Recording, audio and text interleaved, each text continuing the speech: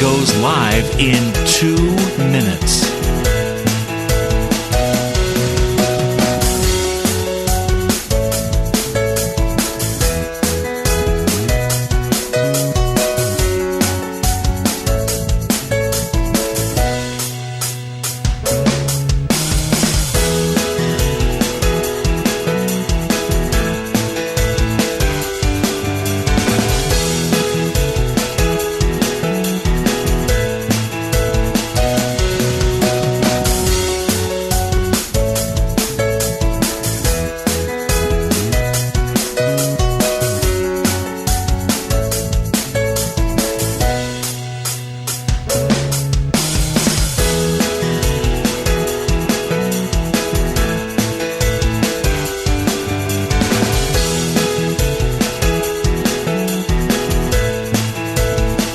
Lynn Cullen live in 1 minute.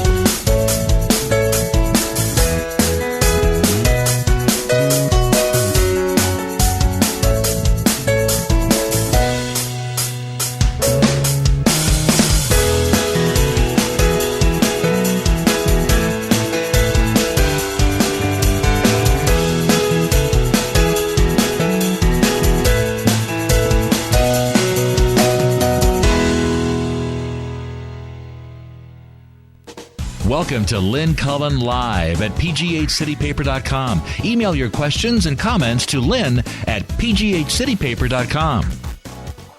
Why, hello there. It's good to start on time and with not the breathless insanity that happened yesterday. Apologies for that program.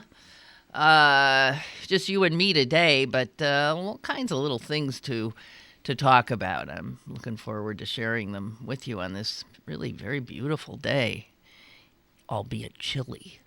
It is Friday. It's the 16th of October. I don't watch Fox News because, well, I got enough trouble in my life. And I have enough reason to feel, despairing. So don't go there. But check this out. The guy that Fox News goes to as their regular commentator when things have to do with national security is a guy named Wayne Simmons. I wouldn't know him, but that's who he is. And if you watch Fox, you know Wayne Simmons because he's a regular. And CNN Money reports that Wayne Simmons was in court yesterday, facing charges of major fraud against the United States of America. This is Fox News national security expert. Turns out, total fraud. Claimed to be a former outside paramilitary special operations officer. Not. He was credited as being a terrorism analyst, former CIA operative. That's what Fox News would tell you. And God knows there's a credible source, right? He routinely on Fox, well, of course, that goes without saying, said things that were simply outrageous, outlandish involving national security. In fact, he once said, get this, that there are currently 19 paramilitary Muslim training facilities in the United States. Fox News paid this guy and told their gullible audience that this guy was someone who really was an insider who knew of what he was speaking. In the indictment yesterday, federal agents said that they believe Simmons had a significant criminal history, including convictions for violent crime and firearms offenses, and he is believed to have had an ongoing association. I'm quoting because I wouldn't. The verbiage of these things is so absurd, and is believed to have had an ongoing association with firearms, notwithstanding those felony convictions. So after convicted of a felony with firearms, he clearly continued to associate with firearms. And other charges against him included wire fraud, making false statements to the government. Fox, meanwhile, is saying he was never a contributor for Fox News and that he only appeared on an unpaid basis. Well, frankly, I don't care whether the idiot was paid or unpaid. He was a contributor to Fox News. I'm looking at a picture of him, a screenshot taken right from Fox News, where there he is, and they're crediting him with being a terrorism analyst. It's a criminal. A criminal! God!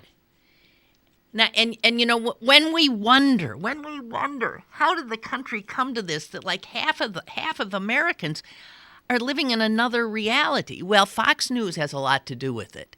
And when you see Fox News is just a total, I think it's a criminal activity, if you want to know the truth. And I think, as I've said before, it should be indicted for helping to destroy the United States government, Americans' faith in government. It has made cynics of Americans at such a fast clip. It's incredible. It has given rise to the current clown car that passes for potential presidents of the United States that we see on the Republican debate stage. This is what Fox News has done, has contributed to the dumbing down of America, has contributed to the America in which facts have no standing. No standing. Everyone's entitled to their own facts to turn that, who said that the first time? You're entitled to your opinions, sir, but you are not entitled to your own facts. I don't know who first said it, but it's been turned on its head now. So there you have it. Fox News' favorite go-to guy for analysis of terrorism issues is himself federal criminal and is under indictment yet again. I just want to do the obit of the day, and I'm sad to do it because this was a guy who really was courageous as all get out, and most of us only know of him from the sort of fictionalized account of the story, which really did happen, which is the Iranian takeover, a seizure of the American embassy, and the shielding of 6 Americans who managed to get out of the embassy and make their way to the Canadian embassy and were safeguarded there and eventually gotten out of the country. All because of the courage of the Canadian ambassador, who put himself and his family and his staff at great risk in rescuing the Americans. Generally speaking, most Americans only know about this because of it won the Oscar, right? Yeah, it won the Oscar in 2012, Argo. It was a heck of a movie. Anyway, the Canadian ambassador, former Canadian ambassador to Iran, his name was Ken Taylor, and he has died at the age of 81. So, wanted to get that in for you. Okay. Speaking of criminals, let's go to Dennis Hastert. The avuncular-looking high school wrestling coach, congressman from Illinois, who became the longest-serving Republican Speaker of the House. Well, you can't get a Republican even to take the job anymore.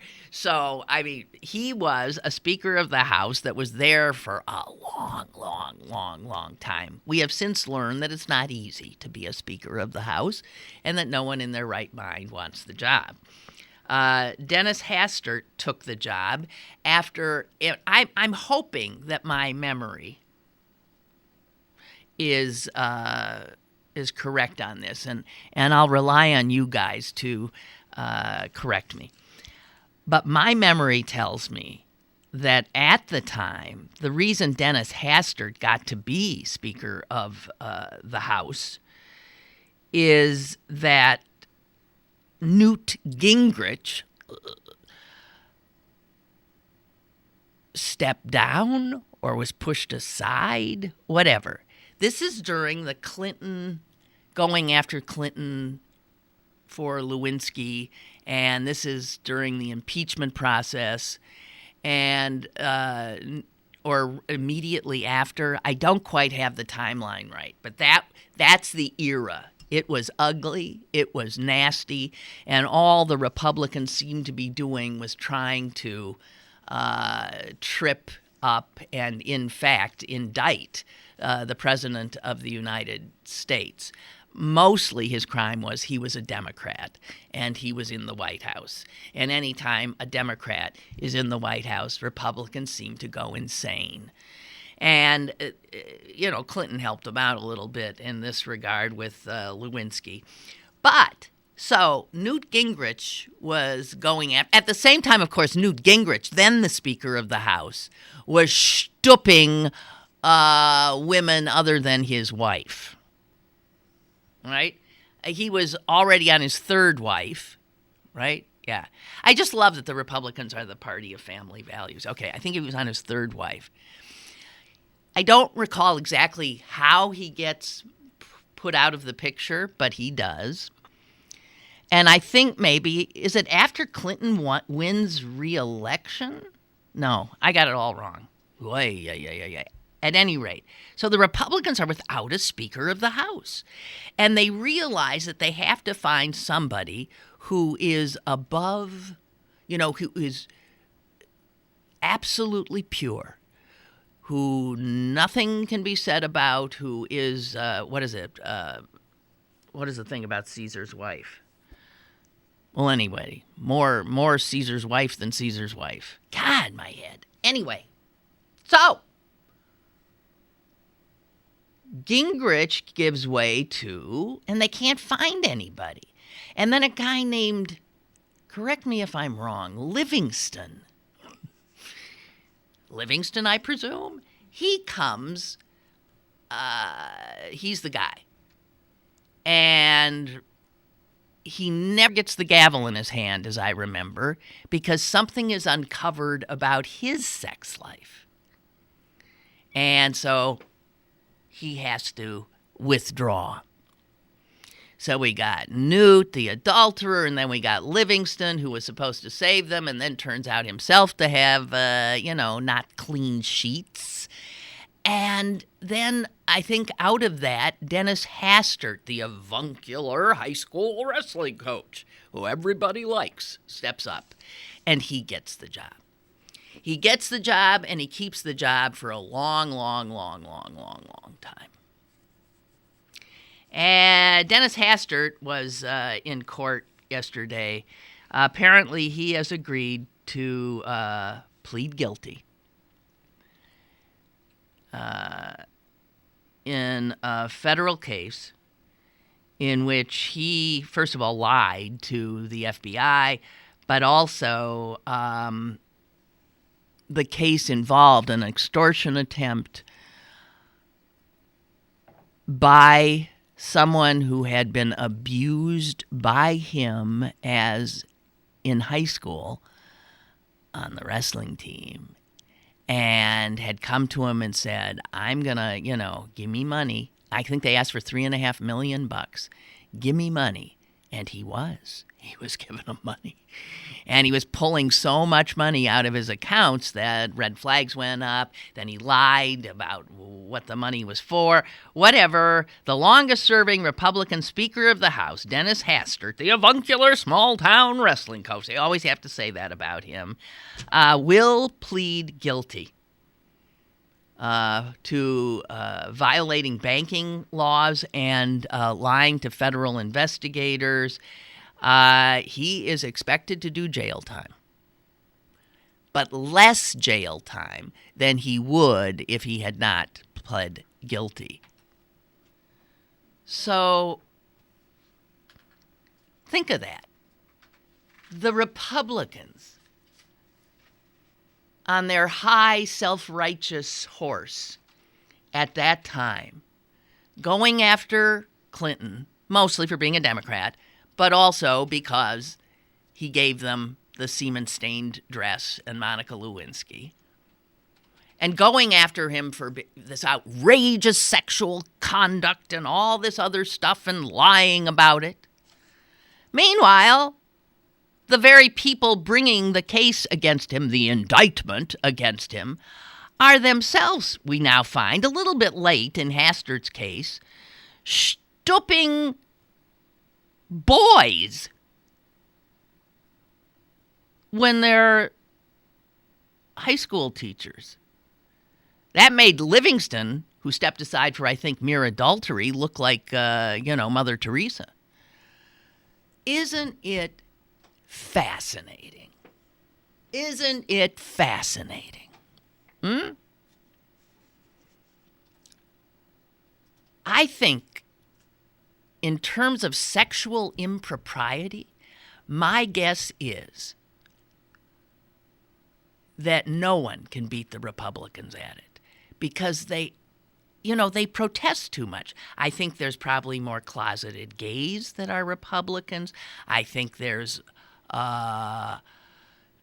more adulterers probably that are Republicans, maybe more child abusers, because they're so effed up about sexuality and so forced into this sort of censorious position and this self-righteous position. And meanwhile, on the side, they're engaging in all kinds of, immoral conduct and sometimes criminal sexual conduct. So Dennis Hastert probably going to do about 2 years, even with the plea. Wow. I love these Republicans. I just love them. Not. Okay, what else we got? Oh, I love this story. So, do any of you watch the Homeland? What is that, on Showtime? I've never seen it. I don't get Showtime. It's a lot of people feel very strongly about it being a really damn fine show, I guess. Claire Danes, who has the lead, has, 2 Emmys for it, 2 Golden Globes, yada, yada, yada. Anyway, this season 5, I guess that's going on right now, season 5, episode 2, ladies and gentlemen. Those of you who love Homeland probably saw it. And something happened in that episode that has just now seen the light of day, and it would not probably have gotten your attention, but I love it. Turns out in that episode in Homeland, the former CIA officer, played by Claire Danes, is escorted by some Hezbollah SOB past a wall in a Syrian refugee camp, and the wall is covered in graffiti written in Arabic. Well, here's the funny thing. The artists that Showtime had found to put the graffiti up had decided that, knowing Americans, that no Americans speak, let alone read, other languages. So they decided to have a little fun with the graffiti they put on the wall. And some of what was on that wall said things like, "Homeland is racist," or "There is no homeland." And all this negative stuff just going like this to Homeland, written in Arabic, and there it was on episode 2, season 5, but not picked up by many people. Here is what one of the artists says. There were 3 artists. They call themselves the Arabian Street Artist. They say this: the series has garnered the reputation of being the most bigoted show on TV for its inaccurate, undifferentiated, and highly biased depiction of Arabs, as well as its gross misrepresentation of the cities of Beirut, Islamabad, and the Muslim world in general. So I love it. And guess who else loved it? The co-creator of Homeland. When he was told what they did, he laughed and he said, "I can't help but admire this act of artistic sabotage." Well, good for him. He obviously is not going to credit necessarily what that graffiti was saying, but I'm sure he's heard it quite often. I haven't seen the show, but I have heard that. Speaker of the House. Lynn, I saw a panel, Chuck writes this, I saw a panel discussion last night regarding the next speaker. Clearly, Paul Ryan doesn't want the job. The panelists were discussing other options when the host of the show said there is no requirement, right, that the speaker be a member of Congress. That is true. You want the job? Seriously. Chuck looked it up, and it is true. And although every speaker so far has been an elected member of Congress, the Constitution does not require that the speaker be in the House of Representatives. And my understanding is Newt Gingrich, and I have heard this, Newt Gingrich has raised his hand and said he is quite willing to come to the aid of his party yet again. Something tells me they're going to say, well, Newt, thanks, but no thanks. Although, according to Chuck on this panel, the panel did begin talking about maybe some former speakers stepping back into the job. Well, you got, who could that be? You got Newt Gingrich, and you got Dennis Hastert, who unfortunately is going to prison. So I don't think they got a lot. Dick Armey, didn't he almost go to prison? I don't know what he's up to. Was he the speaker or just the whip? I don't know. Who knows? Who cares? I hope to heck that Ryan sticks to his guns and doesn't take the job so that this continued chaos, ineptitude, and fratricide, which is essentially what's going on in the Republican Party, will continue apace, and we'll just stand on the sidelines and enjoy it, albeit it does mean that our legislative branch is incapable of operating at all. But that's been the case for years. Because in fact, the Republicans are in charge. Oh, and N.P. Harris says, this is interesting. So, Kevin McCarthy from California Boehner's right-hand man, was the one that was absolutely expected to step into the job and then shocked the heck out of everybody in the Republican Party by saying right before the vote was going to be taken, I'm stepping aside. Now, that came after another member, a Republican right-winger, had said no one should take the job who has something like skeletons in their closet. And it's being said now that that statement was made. It was directed at Kevin McCarthy, and it is because McCarthy does have skeletons in his closet. Okay. NP has sent me this. It's from the Huffington Post. In the hours before House Majority Leader Kevin McCarthy abruptly withdrew his candidacy, he had received an email from a conservative activist threatening to expose an affair that McCarthy's having with a colleague. The subject line read, Kevin, why not resign like Bob Livingston?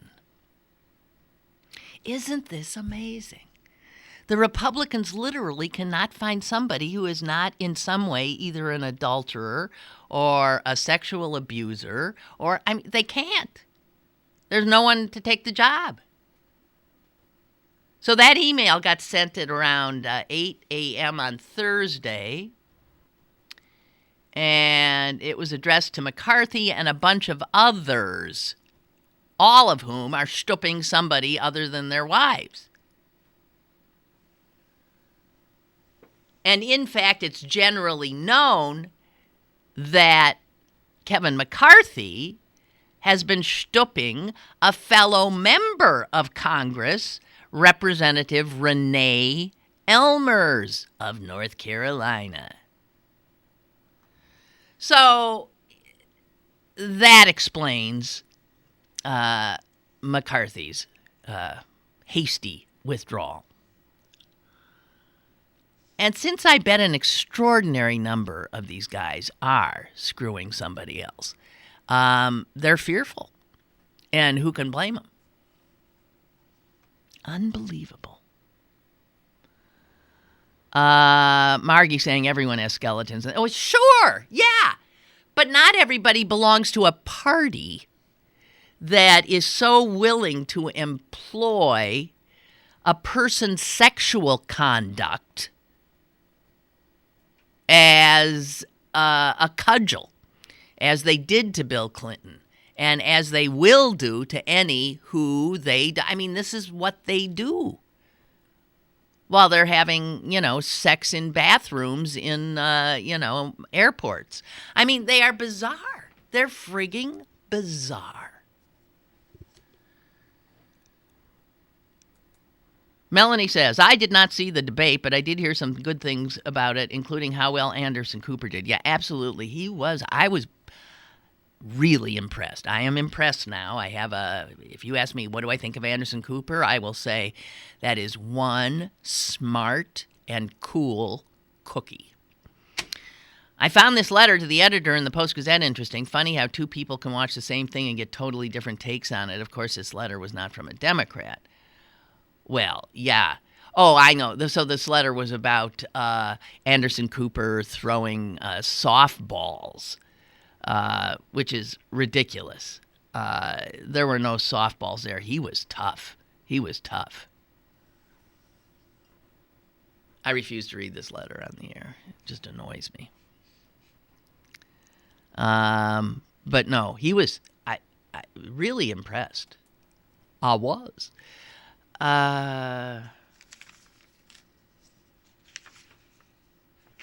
Okay, what else we got here? Oh, God. So here's...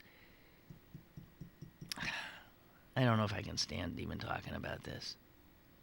So I think I was saying just the other day that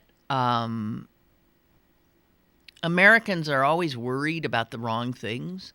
They fear things that, I mean, if you were looking at some kind of like actuarial chart or like the odds of, are way, way, way, way, way at the bottom and not dealing with the real threats. So we pointed out that the real threats in this country, the real big threat to Americans in this country is being killed by gun violence.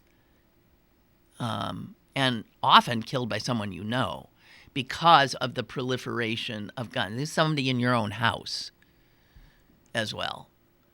More Americans die that way than die from Muslim terrorists. Many, many, many, many, many, many, many more. So, I liked this when I saw it. The Justice Department has just created a new position. And that position involves coordinating efforts to investigate homegrown terrorists. And they ain't talking, guys, about these kids who are hooking up with ISIS and planning on going over and waging jihad. No, they're talking about white, probably Christian, Americans who are gun nuts, who are right-wing nuts. And those are the guys who, in fact, have killed many, many more Americans in the last 10 years than have any Muslim terrorists. So there will be a new division in the Justice Department's National Security Division that will be the, what's it called? Well, who knows? Anyway, it's absolutely to go after the right-wingers, the nutcases, because they are killing people. And there's a proliferation of them that since Obama became president, that is something that is clearly worrisome to those concerned about American security.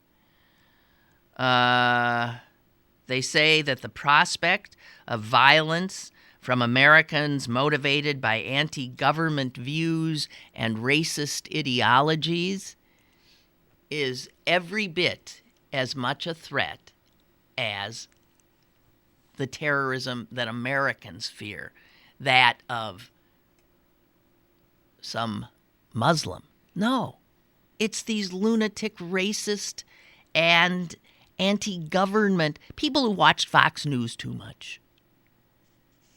Took it all to heart. And they say they're particularly dangerous because they tend to be independent operators that are inspired by often racial animus and who have tons of guns, of course, and who fear the government and who think the government is out to get them. So these are guys primed to create havoc, and they do. The Justice Department says they constitute a clear and present danger to us.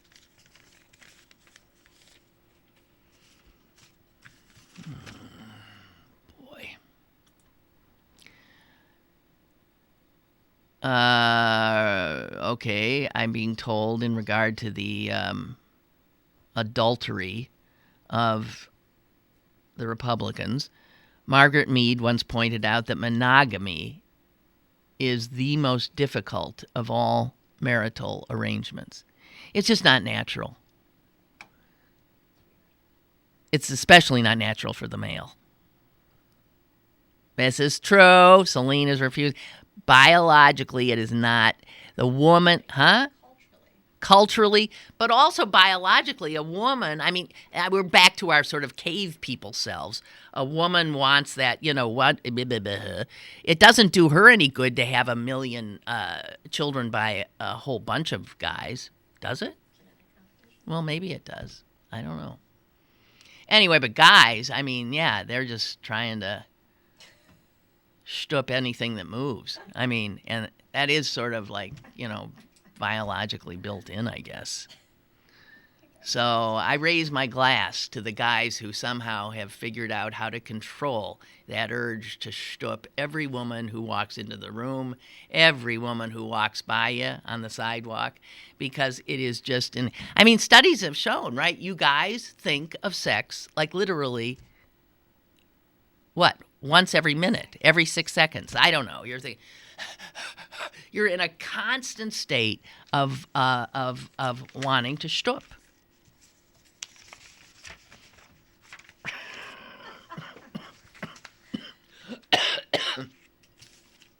God.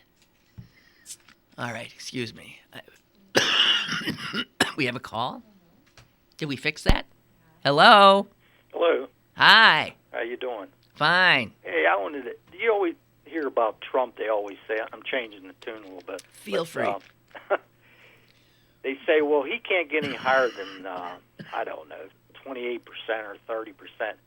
But if you look in some of those polls in the other states like Nevada, and he's like 38, and some of them 40. Yeah. So I don't know how they're going to get rid of him. I really don't. I mean, he could win a lot of those states. If he if he managed, oh God. At one time, I thought he would be fading out, but yeah, I think we all thought he would, but apparently he's not going to fade out as quickly as we thought. And if he can hang in there until actual primaries start occurring and delegates start being doled out, he is going to be, if not the nominee, a force at their convention. yeah, Isn't that something? that's amazing. And you can tell he's sounding a little more like a regular politician now. Yeah. He's like just trying to ride this thing right. He doesn't want to stop being and I think Ben Carson is in more of a position to sort of combust. And if he combusts before Trump, I would think a lot of those votes would go back to Trump, those people. So I don't know. Meanwhile, the really scary thing is people say, okay, Carson, Trump, if you put their two numbers together, you're over 50%. Yeah. Right? Right. Right. So if, let's say, Carson goes and Trump maybe, most of the voters have nowhere to go. And here's who all the pundits say the one that'll be left who they're most inclined to go with will be Senator Cruz. Oh, jeez. Yeah.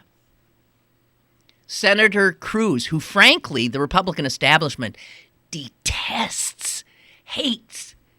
He's a total nutcase, and he's pretty much, he probably agrees with Trump. He's just waiting until he's waiting there, and he's got a number of billionaires in his pocket who are allowing him to stay there in the race. I mean, he's not polling much of anything right now. No. You don't hear from him, right? But he is ready. He's waiting for Carson to go down, Trump to go down, and in he comes. And if you think that ain't scary, that is scary. That is scary. The only thing good is Hillary. She looked great the other night. Did you think? I thought so. She looks like ready to go. She looks younger even on TV. I couldn't believe it. I said it's the difference between when she was Secretary of State, how that job drained her. I thought she looked great. Well, when you're Secretary of State, her picture being taken all the time, well, and, and just, But for this, she would have had a makeup artist really make her up, and she would have looked as good as she could possibly look. Well, that's true, too. Yeah. But yeah, she looked great, and she's raring to go, and yeah. And she sounded like a president. I there's agree. no way that she's qualified. Oh, yeah.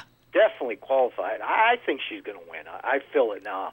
And I'm kind of, before I was like, I don't want a Clinton, but listening to her, I think I could vote for her, no problem. Yeah.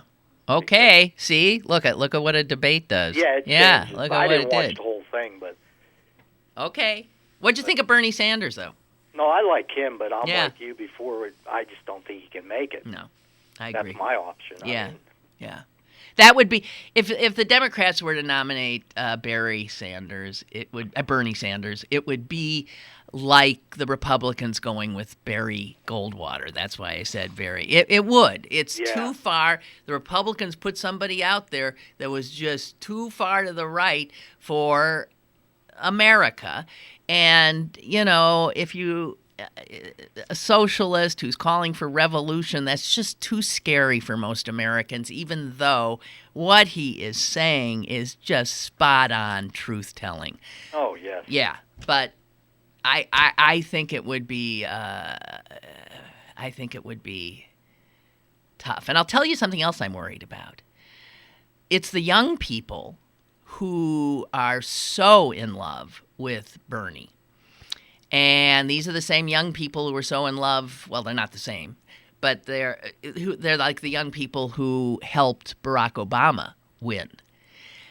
But my guess is Bernie ain't going to be the nominee. And if he's not the nominee, I see young people taking their marbles, going home, and not voting. Because that's how young people think. I mean, I know that's how I thought. Well, if I can't have the guy I wanted, screw you. I mean, I'm gone. Hillary Clinton, who wants that? And I'm worried that young people are going to not come out like they did for Obama. I'm scared to death about it because they're going to be pissed off that their guy didn't win. I hope I'm wrong. Happen. I hope I'm wrong. Okay. Hey, thank you. Thank you. Bye. We'll see you. Bye.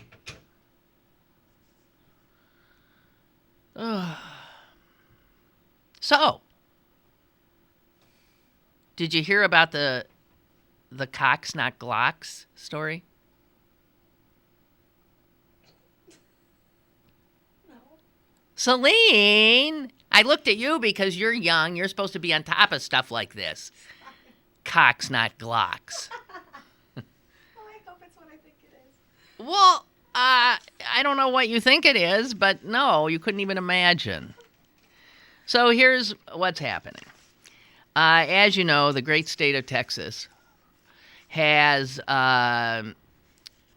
mandated that starting, I think it's at the first of the year or something like that, anyone can openly carry firearms on state college campuses. Now, understand, it was so odd about this, is that this is it was the University of Texas, was it not, that saw the first mass shooting attack. That was the first time, the guy in the bell tower, just mowing people down as they walked on campus. We'd never heard of such insanity and horror before. And that was a long time ago now, but the first one was in Texas, and that was a guy on campus with a gun. And I guess Texas thinks all we need is some more of those. So, a number of students aren't real happy about that, and I don't blame them. I would not feel safe. Would you feel safe sitting in a class where you know there's a bunch of Fox News types sitting there with guns? Do you know one professor has resigned? He's left. And he feared for his safety. He said, so I'm up there talking, and what if I say something provocative and I, forgive the pun, trigger one of these nuts?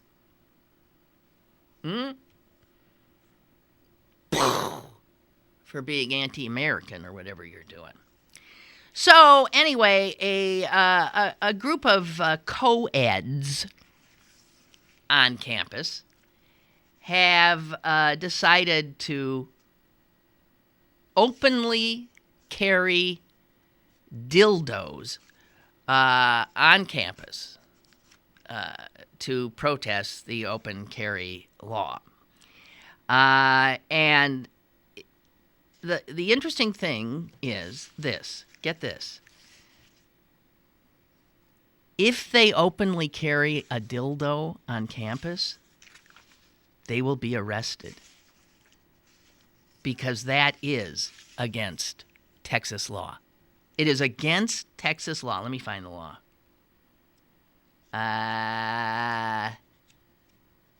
Well, here it is. One of the women who started this said, the state of Texas has decided that it is not at all absurd to allow deadly weapons in classrooms. However, it does have strict rules about free sexual expression. And in fact, if you openly carry a dildo in a classroom, you can be cited. If you take a gun to class, nothing happens to you. If you take a dildo, you're in trouble and have broken the law. Hence, cocks, not Glocks. The young woman who started this, I think, is close to going into hiding because all hell has broken loose on her Facebook page. Can you imagine? I can't even read some of what's on there. Here's something from another woman, Becca Lynch of Seattle. Can I say this? I hate the C word. I won't say it then. But here's a woman to another woman. You dumb C word. You nasty C words. You need to be locked up. Fuck you. This kind of shit is exactly why my daughter won't attend one of these slut colleges. Man, I'm guessing that the organizer of this event is a huge slut. This should be... So immediately, 5 million people are telling her that she's a slut. Because a dildo is more offensive than a gun. What's so funny is how a gun is a dildo. I mean, guys, geez, you fucked up poor souls with your fucking guns. That is a dildo in your pocket. And you're just too stupid and pathetic to know it.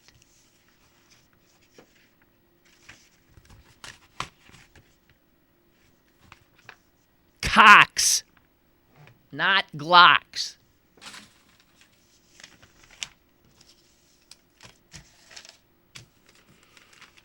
Oh, dear.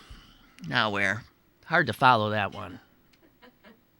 Oh, we'll go to a gun story. Right, it was silly. Okay, wow, this is interesting. And surprising. But the state of Michigan has charged a woman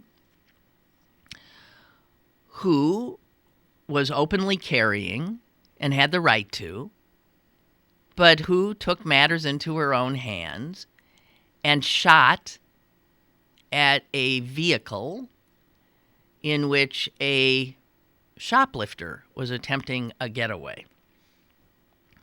And this woman has been charged with a misdemeanor for firing at a getaway vehicle. Because the police say she could have hit. This was in a parking lot at a Walmart or something. She could have hit innocent people. The crime that had been committed was not worth jeopardizing anybody's safety. And this stand your ground mindset, this bullshit, and with everybody with their guns wanting to play cops, but they're not trained to be cops. And the cops wouldn't have fired, well, some cops. If they followed their orders, they would not fire on such a vehicle in a crowded parking lot. I was in a Home Depot. And the prosecutor said this: I find it very disturbing that someone would take out a gun in a busy parking lot and shoot at the tires of a passing car. Once fired, the bullet could have easily ricocheted or fragmented and injured or killed someone else. There were no signs at all that the shoplifters were armed or violent. And here's another cop saying, "You do not draw a firearm and fire at a fleeing suspect that is of no threat to you or to others." See, these gun nuts actually think, oh, guy, because the woman with the gun saw store employees running after these people. So right away she gets, hey, good, I got a gun now, I'm going to... And no, you can't all pretend this is this is the environment that is being created by the coddling of the gun nuts and our obeisance to the National Rifle Association.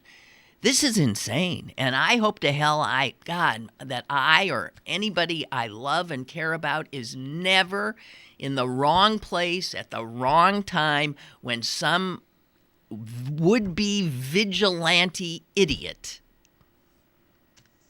ends up killing innocent people or even killing a shoplifter because that's not a capital offense.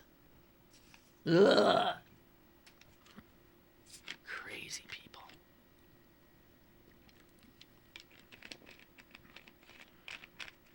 Oh, I just want to read you one paragraph because I think this says a mouthful. This was in, I think, today's paper. At 13, Ashley Potts took her first OxyContin pill and eventually became addicted. 4 years later, she's 17, she switched to heroin because it was $10 a bag and she could not afford the $80 cost of one pill of OxyContin on the street. At 20, she's a full-blown heroin addict. She's a criminal. She is homeless. She is suicidal.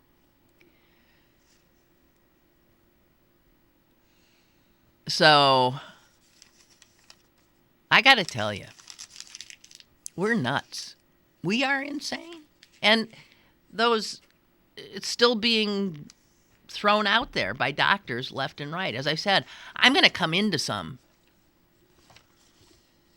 next week at this time. By the way, I won't be here next Friday because I will be having surgery, which is why I'm going to end up getting a whole bunch of OxyContin. I even said to the doctor, I don't want that crap. And he said, well, he's going to give it to me. So, whatever. Anyway, get this. Is this funny? For the first time since 2009, the NFL in September went an entire calendar month without any of its players being arrested. The NFL, September's a short month, right? For the first time since 2009, the NFL managed to go an entire month without one of its players being arrested. Wow. That's amazing. Okay. What else we got? Oh, God, this is so upsetting, but I have to tell you. This subject came up, when the lion was killed. We got much more, into talking about all that. And do you remember? No, this is before the lion got shot and killed. Do you remember this zoo in Denmark killing a young giraffe that lived there? And as if that wasn't enough, then publicly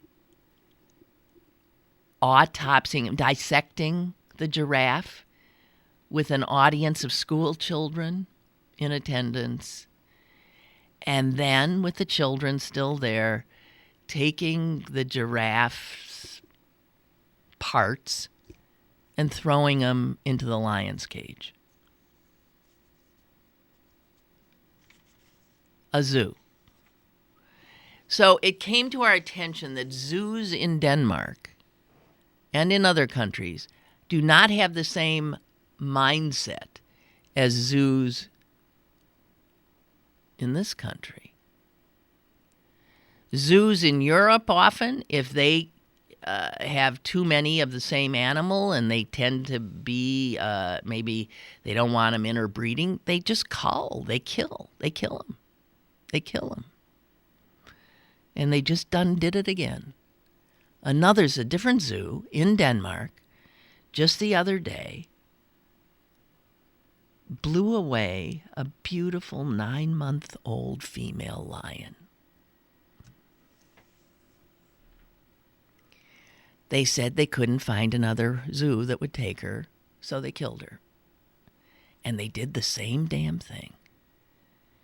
They made a point of killing her and then waiting. They froze her until school was out, until there was a school break in Denmark, so that all the little school children could come and watch the lion be cut apart.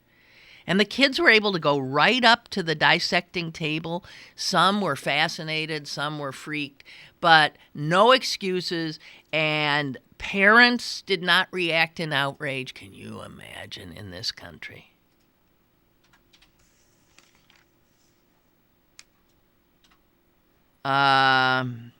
Says here the Danes did not understand all the people flipping out about the giraffe last year. They don't understand about anybody freaking out about this lion, and you can bet they do this a lot.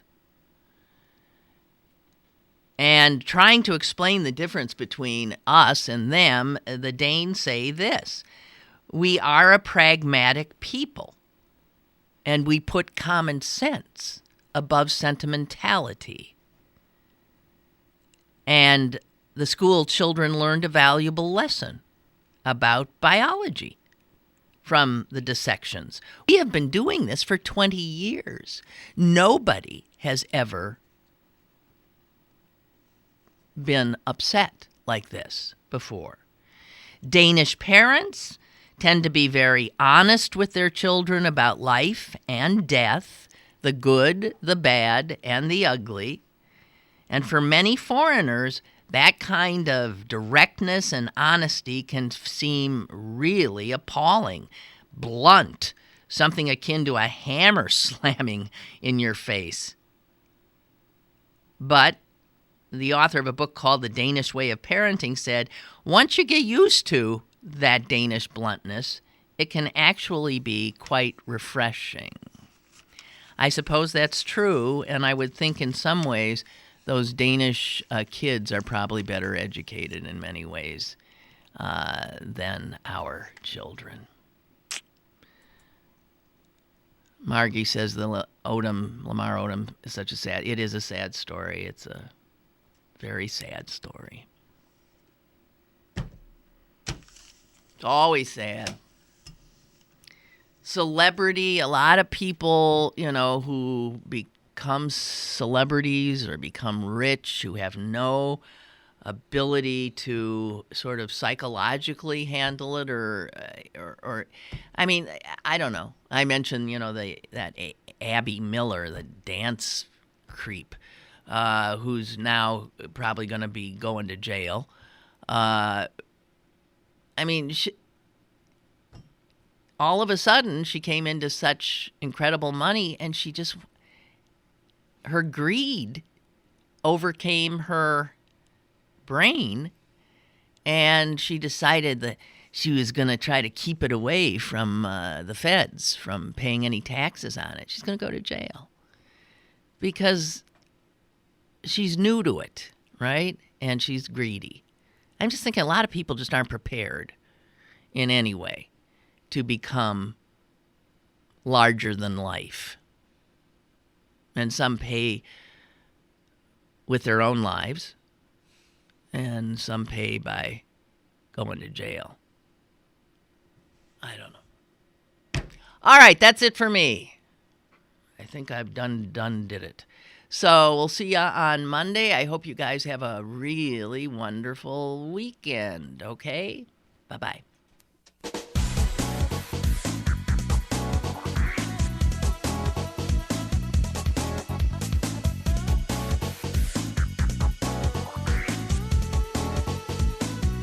Lynn Cullen Live, Monday through Friday from 10 a.m. to 11 a.m. and archived at pghcitypaper.com. The opinions expressed on Lynn Cullen Live are those of the host and do not necessarily reflect the viewpoints of Pittsburgh City Paper, Steel City Media, and its advertisers.